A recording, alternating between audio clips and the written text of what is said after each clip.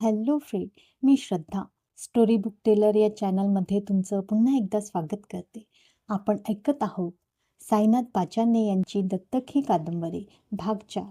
चला तर मग सुरू करूया. मी कॉलेजवरून आलो तेव्हा माझं रात्रीचं साहित्य जाग्यावर नव्हतं. दोन्ही वळकट्या गायब झाल्या होत्या आणि पुस्तकांची व्यवस्थित मांडामांड केली होती. मात्र लाकडी कपाट जाग्यावर नव्हतं. कुणी केली असेल ही मांडामांड? किन्हळकरांच्या कपाटातील काचेच्या शोकेसमध्ये माझी सगळी पुस्तकं व्यवस्थित मांडून ठेवली होती. तेथे ती नक्कीच शोभून दिसत होती. इतकी व्यवस्थित मांडामांड केलेली. मनात विचार आला, हे काम नक्कीच सुलूचे असणार. कारण गृहसौंदर्याची दृष्टी बायकांनाच जास्त असते. यावेळी किन्हाळकर घरात नव्हते. बहुधा मी आल्याची तिला चाहूल लागली होती. कारण मी बूट काढताना ती दरवाजात डोकावून आत गेली होती. तोंड हातपाय धुण्यासाठी मी आत गेलो. बाथरूममधून परत बाहेर आलो तर सुलू हातात टॉवेल घेऊन तेथे उभी होती. मी बाहेर येताच पटकन तिने हातातला टॉवेल पुढे केला. तिच्या हातातून टॉवेल घेताना आमची पुन्हा नजरानजर झाली. सुलूचा चेहरा निरागस वाटत होता. सुलू दिसायला छानच होती.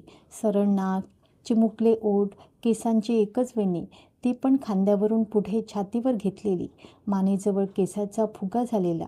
मी हातपाय कोरडे करीत तिने जेवणाचं ताट बनवलं. मी डायनिंग टेबलजवळ जाऊन बसलो. सुलूने आजही जेवण छानच बनवलं होतं. जेवायला सुरुवात करण्यापूर्वी तिला विचारलं, तू जेवलीस का? पण सुलू काही बोलली नाही. या घरात आल्यापासून सुलू माझ्याशी एक अक्षरही बोलली नव्हती. पण आता तिच्याशी गप्पा मारण्याची हीच संधी आहे असं समजून मी तिच्याशी बोलू लागलो. तरी ती गप्पच होती. बाबा दिसत नाही कुठे? तिला बोलते करण्यासाठी मी म्हणालो. तशी ती ताटकन म्हणाली, कंपनीत गेलाय तो थेरडा. ती अशा आवेशाने म्हणाली की मी 3 ताळ उडालोच. जणू हा प्रश्न मी तिला विचारणारच होतो हे आधी तिला माहीत होतं आणि ती तोंडातल्या तोंडात ते उत्तर घोळवीत होती.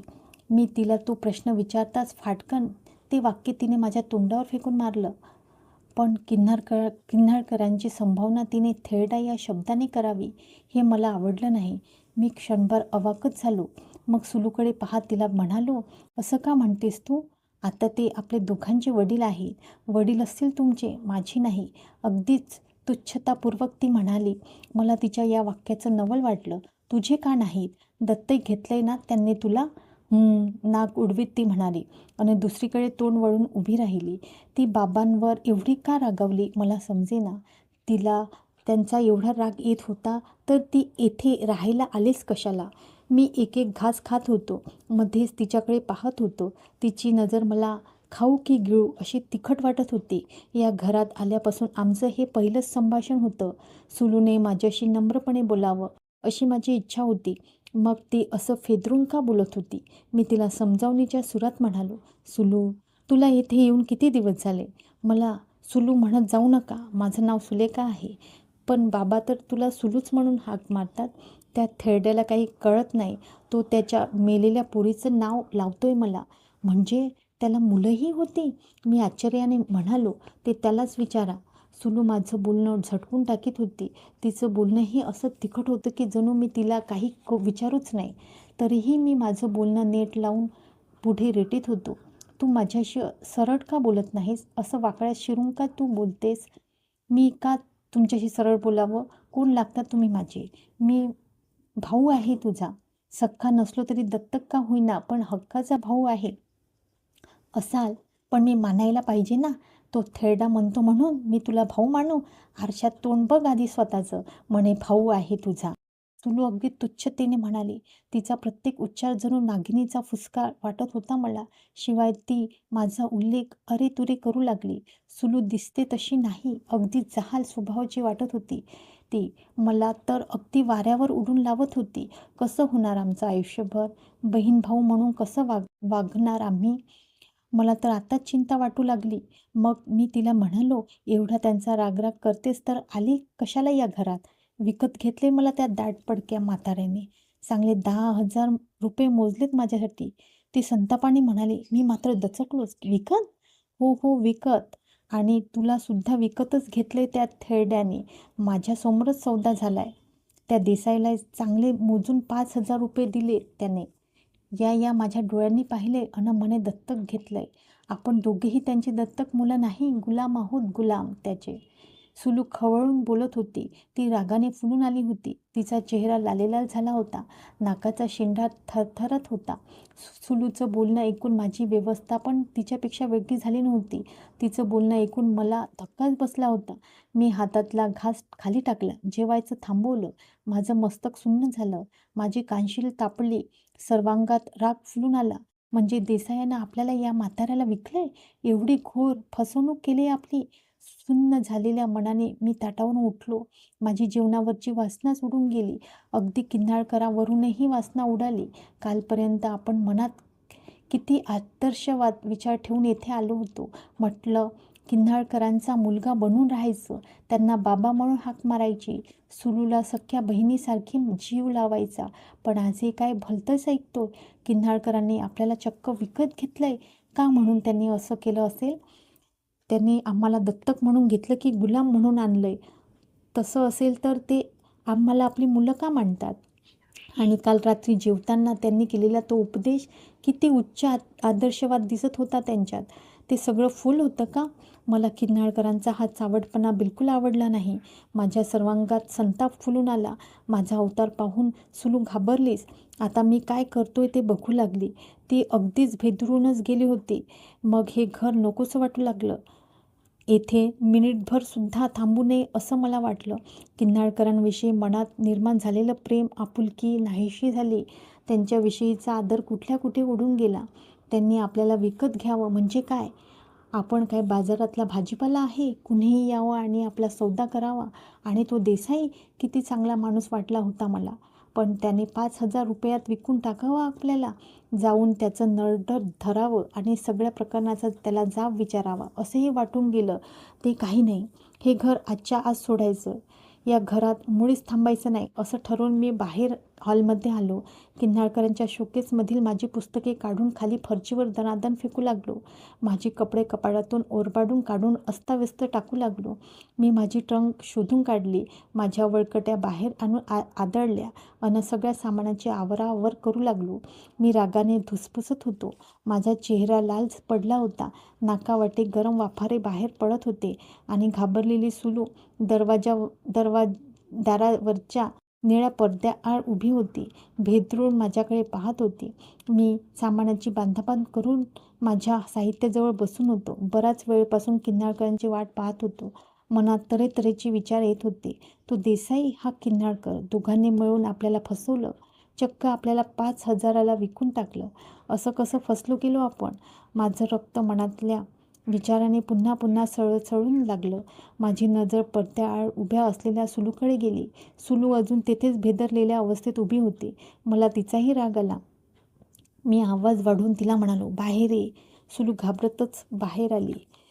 दरवाजाजवळच भिंतीला खेटून उभी राहिली. आता तिला माझी भीती वाटत होती. तिचा चेहराच तसं सांगत होता.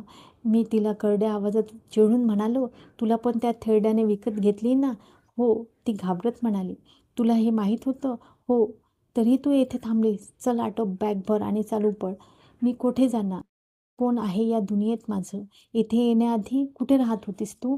अनाथ आश्रमात. सुलू घाबरत घाबरत बोलत होती. तिच्या अंगाचा थरकाप चालला होता. मी असं काही करेल हे तिला खरंच वाटलं नव्हतं. मी मात्र तिला दरडावून सांगितलं, मग परत त्या आश्रमात निघून जा. आता तिथे मला परत घेणार नाही. का नाही? मी विचारलं. त्यांचा तसा नियम आहे. आश्रमातून एखादी मुलगी दत्तक दिल्यावर परत तिला आश्रमात जागा नसते. आता जरा सुलू धीट झाली होती. तिची भीतीही कमी झाली होती. मग बराच वेळ आम्ही दोघेही गप्प होतो. मला सुलूचा रागही आला होता आणि किवही वाटत होती. जवळजवळ तासभर आम्ही दोघे स्तब्ध होतो. माझ्या मनात मात्र किन्हाळकरांचे, सुलूचे आणि देसाईचे विचार घुमत होते. मग बऱ्याच वेळाने धाडस करून सुलू म्हणाली, माझ्यामुळे तुम्ही घर सोडताय हे बाबांना कळलं तर त्यांना खूप वाईट वाटेल. मी सुलूकडे पाहिलो. तशी तिने मान खाली घातली आणि पायाच्या अंगठ्याने फरशीवर रेघोट्या मारू लागली. मी तिला म्हणालो, आज ना उद्या ही वेळ आलीच असती. त्यांनी मला विकत घेतलं हे ज्या क्षणी मला समजलं असतं त्या क्षणी मी हे घर सोडून निघून गेलो असतो. आज तू मला सांगितलंय म्हणून निघून जातोय इतकंच. सुलू परत गप्प बसली. मी दाराकडं नजर लावून किन्हाळकरांची वाट पाहू लागलो. या सगळ्या प्रकरणाचा किन्हाळकरांना जाब विचारायचा आणि मगच हे घर सोडायचं असं ठरवून मी त्यांची वाट पाहत होतो. सायंकाळ टळून गेली होती. बाहेर चौकातले दिवे लागले होते आणि अंधाराचे कण वातावरणात जमा व्हायला सुरुवात झाली होती. चौकातल्या पिंपळाच्या झाडावर वटवाघळांची फळफळ वाढू लागली होती. अंधार पडता पडता किन्हाळकर आपली दुचाकी गाडी दामटीत समोरच्या इमारतीकडून घराकडे येताना दिसले. त्यांना पाहताच माझ्या मस्तकाच्या शिरा ताडताड उडू लागल्या होत्या. वाटलं असंच जावं आणि रस्त्यात गाठूनच त्यांना जाब विचारावा. तेवढ्यात सुलूचे शब्द कानावर आले. थोडं जपून बोला त्यांच्याशी. तसे ते फार चांगले आहेत. किन्हाळकरांनी स्वतः गेट उघडलं. आत आले. गाडीजवळच मग दाराजवळच गाडी लावली अन पायऱ्या चढून वर आले. मला पाहताच हसले. म्हणाले, तू आला नाहीस कंपनीत? मी किती वाट पाहिली तुझी. अन हे काय? अजून तू तुझं साहित्य लावलं नाहीस? नुसताच बसून काय राहिलास? माझं साहित्य लावलं होतं. मी परत काढलं ते. त्यांच्याकडे रागाने पाहत मी म्हणालो, का? मला नाही येथे राहायचं. मी घोषात म्हणालो. का बरं? काही घडलंय का मी गेल्यावर? ते मधुर आवाजात म्हणाले. मग माझ्या जवळ आले आणि माझ्या केसात हात फिरू लागले. तसा मी त्यांचा हात उडवून लावला अन रागाने म्हणालो, हात लावू नका मला. माझ्या या उलट उत्तराने किन्हाळकर दचकले. बहुधा त्यांना माझ्या या उत्तराची अपेक्षा नसावी. माझ्या उद्धट वागण्याने ते चमकलेच. मला म्हणाले, काय झालं प्रल्हाद? तू आपल्या वडिलांना असं उद्धट का बोलतोस? काही चुकलं का माझं? मी तुच्छतापूर्वक म्हणालो. किन्हाळकर आज चांगल्या मूडमध्ये होते, पण आल्या आल्या त्यांना माझा विचित्रपणा पाहून धक्काच बसला. ते गडबडीने माझ्या शेजारी बसले अन माझ्याकडे पाहत म्हणाले, बेटा, काही चुकलं का माझं? चुकलं असेल तर सांग, मी मला सुधारून घेईल. पण असा रागावू नकोस रे. माझा मुलगा आहेस तू. मुलगा की गुलाम? मी त्यांच्याकडे पाहत म्हणालो. गुलाम? हे काय म्हणतोस तू? होय, गुलामच. तुम्ही आम्हाला दत्तक घेतलं नाही, गुलाम म्हणून विकत घेतलंय. समजलंय सगळं आम्हाला. मग मात्र किन्हाळकरांचा चेहरा बदलला. एक वेगळेच भाव मला त्यांच्या चेहऱ्यावर दिसून आले. कुणी विकत घेतले तुम्हाला? त्यांनी विचारलं. तुम्ही. मला आणि सुलूला तुम्ही विकत घेतलंय. तिला 10,000 रुपयात आणि मला 5,000 रुपयात विकत घेतले तुम्ही. आणि वर आणखी दत्तक मुलं म्हणून भलावण करता आमची? मी रागाने म्हणालो. मात्र किन्हाळकरांना धक्का बसण्याऐवजी त्यांचा चेहरा काहीसा निवळू लागला. मला शांतपणे ती म्हणाली, म्हणून तू रागवला होय? नुसता रागवला नाही, मी हे घर सोडून चाललोय. मला क्षणभरही येथे राहायचं नाही. मी निश्चयाने म्हणालो. जाणार अशी तर जा बेटा. मी कोण तुला अडवणारा? शेवटी माणूस तेथेच जातो जिथे त्याचा चारापाणी ठेवलेला असतो. मी कशाला तुला इथे गुंतवून ठेवू? पण जाण्याआधी मला काही बोललं पाहिजे तुझ्याशी. माझ्याविषयी मनात किंतु ठेवून तू जाऊ नकोस. काही एक ऐकायचं नाही मला तुमचं. खोटारडे आहात तुम्ही. वरून दिसता तितके सभ्य वाटत नाही. माझं बोलणं बहुधा किन्हाळकरांच्या जिव्हाळी लागलं असावं.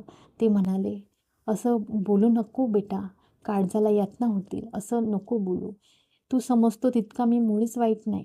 मी खरोखरीच माझं मुलं म्हणून तुम्हाला घरात आणले, गुलाम म्हणून नाही. हां, तुमच्यासाठी मी जरूर पैसे मोजलेत. त्या बाबतीत मी अपराधी आहे. पण का पैसे मोजलेत याचं शंका निरसन करण्याची मला एक संधी दे. मग तुला जायचं तर खुशाल तू निघून जा. किन्हाळकर हताशपणे म्हणाले. समोरच्या कोचावर जाऊन बसले आणि एक दीर्घ सुस्कारा सोडून मागे रेलले.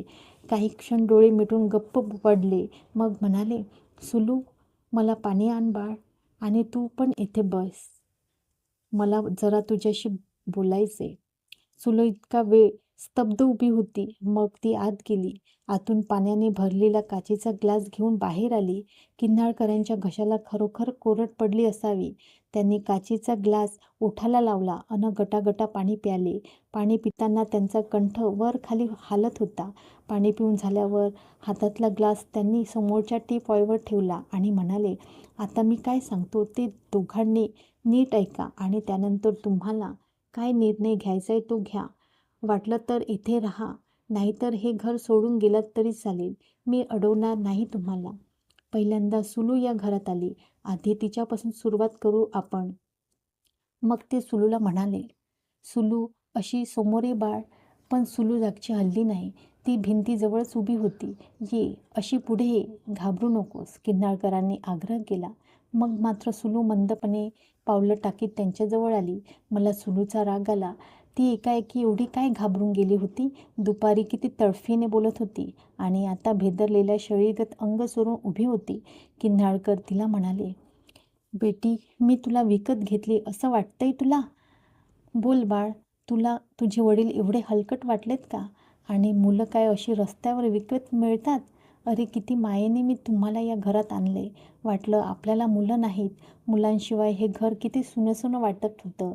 मुलांशिवाय घराला घर पण नाही. म्हणून मी तुम्हाला दत्तक घेतलं. तर तुम्ही माझ्यावर विकत आणल्याचा आळ घेताय? हे ऐकून किती यातना होतात माझ्या जीवाला. आणखी एक गोष्ट लक्षात ठेवा माझ्या चिमण्यांनो, जीवनात कधी अर्धी बाजू ऐकून अविचाराने वागू नका. जरा दुसऱ्या बाजूचाही विचार करायला शिका. मला सांग, किती हजार रुपये मोजले मी तुला आणण्यासाठी? 10,000 ना? तुला दत्तक घेताना मी तेथे 10,000 रुपये मोजलेत हे तुला माहीत होतं. तेव्हाच मला का नाही विचारलं तू? तेव्हाच विचारलं असतं तर मी नक्कीच तुला सांगितलं असतं. तुला जेथून दत्तक घेतलं तो एक अनाथ आश्रम आहे. तुझ्यासारखे अनेक अनाथ जीव तेथे जगत असतात. त्याला अनाथ आश्रमाला कितीतरी माणसं देणग्या देतात. मी सुद्धा दरवर्षी त्या आश्रमाला मदत करत असतो. तुला दत्तक घेतली तेव्हा त्यांनी मला 10,000ची मदतीची पावती फाडायला सांगितली. मग मी त्यांना मदत केली म्हणून बिघडलं कुठं? आणि यात तुला विकत घेण्याचा प्रश्न येतोच कुठं बेटा? तूच सांग, मी केलं ते चांगलं की वाईट? किन्हाळकर हृदयातून साथ घातल्यागत बोलत होते. त्यांच्या बोलण्यात आर्तता होती, व्याकुळता होती. क्षणभर माझ्याही काळजात चर्र झालं. आपलं काहीतरी चुकतंय असं मला वाटू लागलं. किन्हाळकर पुढे म्हणाले, तुला येथे येऊन 1 महिना होत आलाय, पण अजूनही तू माझ्याशी नीट वागत नाहीस. मला आज त्या मागचं रहस्य कळलं. सुरुवातीला मला वाटलं तू नवीन आहेस, माझ्याशी बोलायला घाबरत असावी. पण आता मला तुझ्या वागण्याचा अर्थ समजला. माझ्याविषयी मनात शंका ठेवू नको. मी खरोखर वाईट नाही. किन्हाळकर बोलता बोलता थांबले, खोलवर श्वास घेतला. मग माझ्याकडे पाहत म्हणाले, आणि प्रल्हाद, तू सुद्धा माझ्याविषयी मनात शंका ठेवू नको. तुला तर या घरात वंश म्हणून मी येथे घेऊन आलोय. जरूर मी तुझ्यासाठी 5,000 रुपये मोजले, पण मी तुला विकत नाही घेतलं. अरे विकत घेतला असता तर मी तुला गुलामासारखा वागवला असता. असा माझ्या हृदयात देवासारखा बसवला नसता. मी तुझ्यासाठी 5,000 रुपये का मोजले माहीत आहे? तू ज्या शेठजीकडे अमित कंपनीत कामाला होता, त्या शेठजीकडून तू काही कर्ज घेतलं होतं. तुझ्या डोक्यावर त्यांचं कर्ज होतं म्हणून ते तुला सोडायला तयार नव्हते. सांगितले मला देसाईने सगळं. ते कर्ज मिटवण्यासाठी मी देसाईकडे 5,000 रुपये दिले. यात माझं काय चुकलं? अरे बाप आहे मी तुमचा. तुमच्या डोक्यावरचं कर्ज मी नाही तर कोण फेडणार होतं? बापानेच मुलांचं आर्थिक ओझं उचलायचं असतं. आता मला सांग, तू त्या शेठजीचं दुकान सोडून आला तेव्हा त्याने पैशासाठी अडवलं का तुला? तुझ्याकडे असलेले कर्ज मागितले का त्याने? नाहीच मागणार. या किन्हाळकरांनी, तुझ्या वडिलांनी त्यांची पैनपै चुकती केली आणि हे 5,000 रुपये काही तुला विकत घेण्यासाठी नाही दिले. माझ्या पोरा, मी तुझं ओझं हलकं केलं रे. त्यासाठी 5,000 रुपये मोजले मी. गैरसमज करू नको. किन्हाळकर भारावल्यागत बोलत होते आणि हे सगळं बोलणं ऐकताना मला शरमल्यागत झालं होतं. चला मग आज इथेच थांबूया. भेटूया उद्याच्या भागात. तोपर्यंत नमस्कार.